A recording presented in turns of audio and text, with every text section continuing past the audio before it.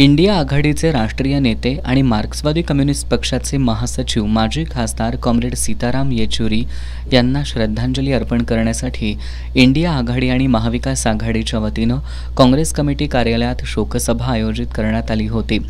या शोकसभेत बोलताना आमदार सतेज पाटील यांनी कॉम्रेड सीताराम येचुरी हे संघर्षातून तयार झालेलं नेतृत्व होतं असं सांगत दिल्लीमध्ये त्यांच्याबरोबर झालेल्या भेटीच्या आठवणी जागवल्या।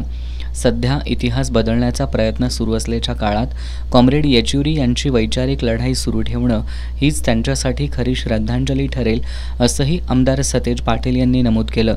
आमदार प्राध्यापक जयंत असगावकर यांनी कॉम्रेड सीताराम येचुरी यांनी आयुष्यभर संविधानासाठी पोषक असे विचार जपत सर्वांना बरोबर घेऊन जाण्याची भूमिका घेतल्याचं सांगितलं। शिवसेना उद्धव बाळासाहेब ठाकरे पक्षाचे सहसंपर्क प्रमुख विजय देवणे यांनी इंडिया आघाडी तयार करण्यात कॉम्रेड येचुरी यांचं मोठं योगदान राहिलं असून त्यांच्या जाण्यानं इंडिया आघाडीमध्ये फार मोठी पोकळी निर्माण झाल्याचं सांगितलं। कॉम्रेड प्राध्यापक S.K. पाटील यांनी धर्मनिरपेक्ष विचारांच्या राजकीय लोकांना एकत्र आणत कॉम्रेड येचुरी यांनी भाजप आणि RSSला एक राजकीय पर्याय उपलब्ध करून दिल्याचं सांगितलं।